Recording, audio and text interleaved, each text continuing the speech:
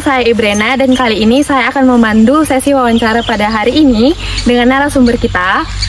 Dipersilakan untuk memperkenalkan diri, Pak. Nama saya Syukur, alamat di jalan ini Gunung Ronggo namanya, Desa Gunung Ronggo, Kecamatan Rajinan, Kabupaten Malang.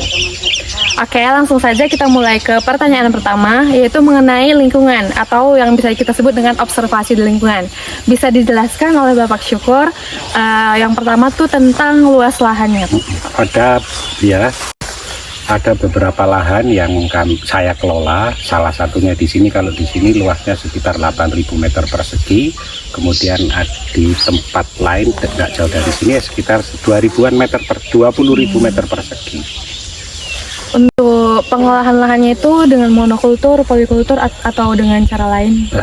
Kebetulan karena kami ini orientasinya pada pasar, jadi kami polikultur. Jadi banyak tanaman yang kira-kira nanti memungkinkan untuk diserap pasar. Jadi tanamannya ada beberapa, ada tanaman sayur, buah, hortikultura kayak jeruk, ada serai, ada juga sayur jagung, yang orientasinya semua mana yang bisa diserap pasar. Berarti ada pertimbangan dengan apa yang laku di pasaran, begitu Pak. Untuk bibitnya sendiri itu produksi sendiri apa diambil dari tempat lain? Kalau untuk bibit kami beli bibit langsung dari pabrikan. Jadi ada beberapa pabrikan yang kami biasanya beli, baik ada yang ada di Malang, Surabaya maupun di Semarang. Dengan bibit yang diambil dari luar situ, adakah pengaruh atau kondisi apa yang bisa membuat mereka dapat tumbuh dengan baik di lahan ini, Pak? Untuk tanaman agar tumbuh dengan baik banyak faktornya ya, terutama di pemilihan bibit yang bagus, kemudian unsur hara di dalam tanah dan cuaca. Jadi untuk bisa mengoptimalkan pertumbuhannya dengan baik, saya pilih varietas bibit yang bagus, makanya kami belinya langsung dari pabrikan. Yang kedua, struktur tanah. Tanah ini kan ada berbagai jenis tanah yang kami punya. Ada yang tanah, kalau bahasa petaninya ya tanah lempung, tanah berpasir. Nah dari situ baru kita olah sesuai dengan karakteristik tanah yang ada. Kemudian kita kasih pupuk, baik itu pupuk organik maupun pupuk kimia, tergantung dari kondisi tanaman. Boleh diberi contoh Pak, misalnya untuk jeruk sendiri karakteristik tanahnya seperti apa? Ini kalau yang ini kan jeruk ini sudah saya kurangi 50% karena nanti tidak kuat. Ini tidak menggunakan pupuk kimianya, minim banget. Kami menggunakan pupuk organik sama pupuk hijau. Kalau zaman dulu saya masih kecil itu bapak-bapak nenek moyang saya lah istilahnya memakai namanya eceng-eceng atau Crotaria apa itu kalau bahasa latinnya.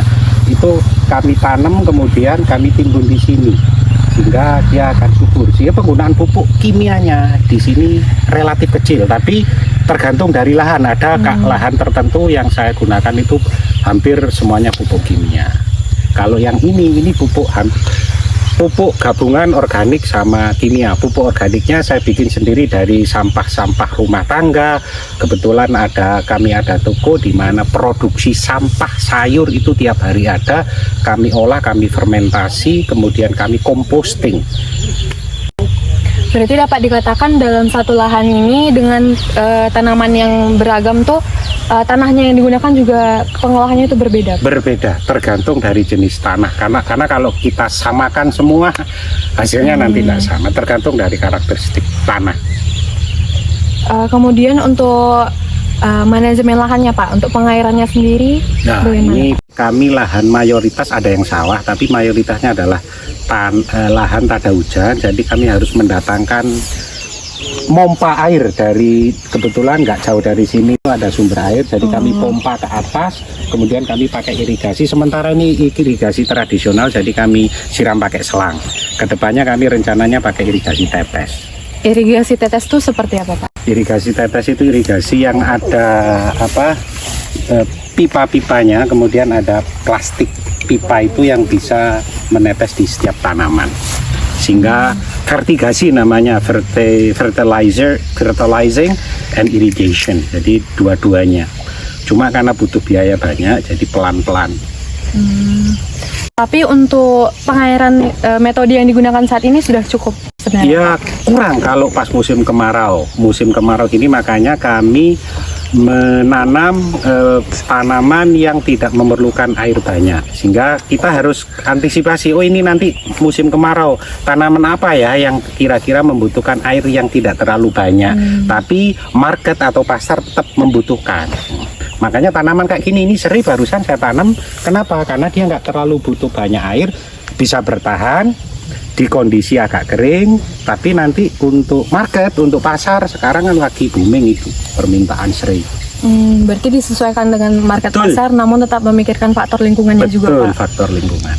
Untuk pemupukannya sendiri itu gimana, Pak? Apakah setiap komoditas itu disesuaikan? Iya, ada beberapa jenis. Kalau tanaman sari yang di sana itu setiap minggu sekali dengan dikocor. Jadi kami setiap minggu ada tenaga kerja yang mengocor tanaman sayur yang sebelah sana. Kalau kayak ini tergantung kondisi tanaman. Tapi biasanya 2 bulan sekali dan 2 bulan sebelum panen. Ini insya Allah minggu depan udah kami pupuk. Ada pupuk kimia, pupuk NPK sedikit supaya meningkatkan kemanisan dan kualitas buah. Untuk lahan ini sendiri itu pernah dilakukan pengolahan seperti penambahan dolomit atau penambahan? Iya pernah. Jadi sebelum tanam kayak gini nih masih lahan kosong, kita bajak, kemudian kita kasih dolomit. Cuma kami sebagai petani kadang kan kesusahan tentang pengukuran dan macam-macam, sehingga kita kira-kira aja ini, kira-kira kasih dolomit gitu aja. Tapi pengukuran pastinya belum pernah kami lakukan. Tidak ada pengukuran khusus ya, Pak? Iya. Tapi untuk kedepannya tuh adakah rencana untuk lebih melakukan perhitungan untuk penambahan dolomit, pupuk dan sebagainya? Oh iya jelas. Dari ke depan kepingin kami ada akurasi tentang kondisi tanah. Oh ini pH-nya berapa, sehingga perlu misalkan intervensi dolomit berapa.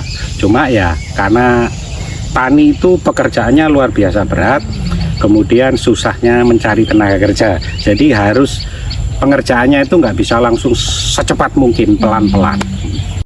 Berarti untuk lahan ini kira-kira ada pH tanah tertentu apa gimana? Oh, untuk idealnya?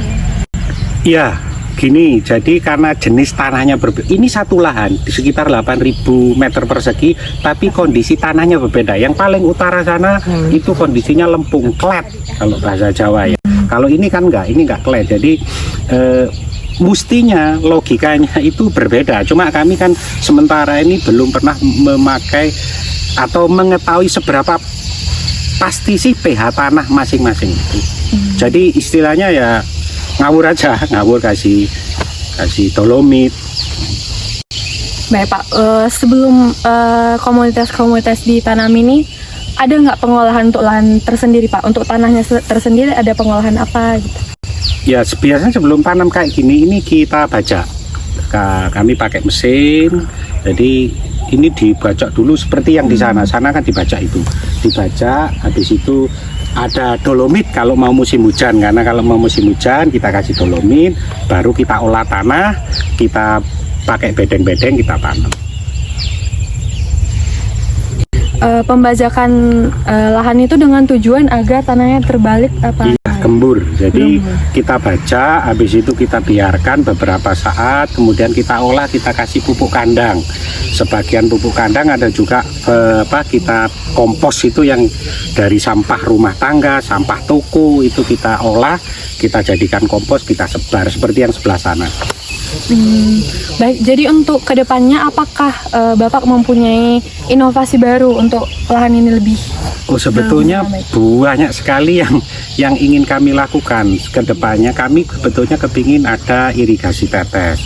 Kenapa kok harus irigasi tetes? Karena lahan tak ada hujan seperti ini, petani yang lain begitu musim kemarau dia nggak bisa ngapa-ngapain, sehingga tanahnya nggak produktif, nggak bisa menghasilkan, dibiarkan sampai nunggu musim hujan.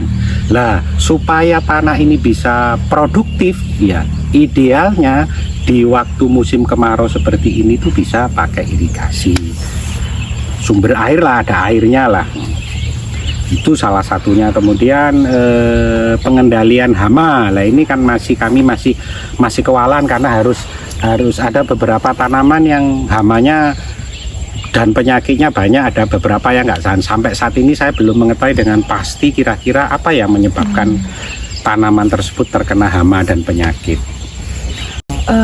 Kan tadi Bapak bilang penggunaan pupuknya itu masih pupuk kimia ya Pak. Ya. Sedangkan kalau misalnya dalam pengolahan lahan yang lebih ramah lingkungan itu kan biasanya menggunakan pupuk organik.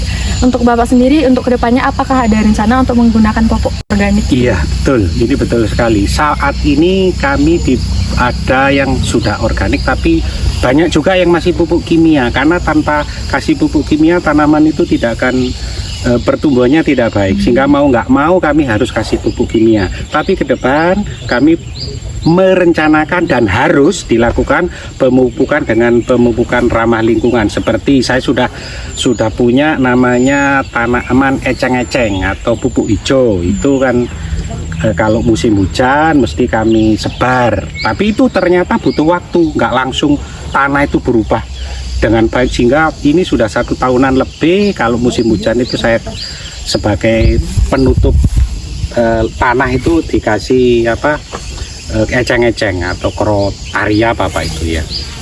Kedepannya kami kepinginnya ya meminimalkan penggunaan pupuk kimia dan memaksimalkan pupuk ramah lingkungan. Karena apa?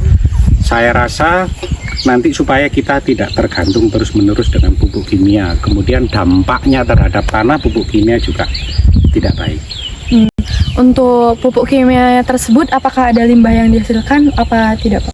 Enggak, kalau pupuk kimia yang kami beli itu pupuk kimia yang langsung siap pakai seperti NPK, kemudian urea, ZA, jadi sebetulnya nggak ada limbahnya, cuma ya tapi kan tanahnya bisa mengeras seperti ini. Itu kan dulunya ini sebelum saya olah tanah ini kan sebelumnya itu di pupuk kimianya banyak banget.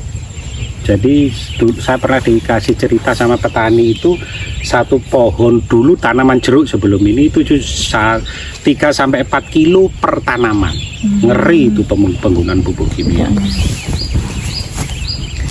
Dengan demikian untuk di masa sekarang pupuk kimia tersebut masih dibutuhkan. Tapi untuk kedepannya ada rencana untuk menggunakan memaksimalkan penggunaan pupuk organik agar terjadi pengolahan lahan yang ramah lingkungan. Baik, kami ucapkan terima kasih untuk Bapak atas ketersediaannya untuk diwawancara untuk tugas kami Dasar Ilmu Tanah. Sekian untuk sesi wawancara hari ini. Terima kasih.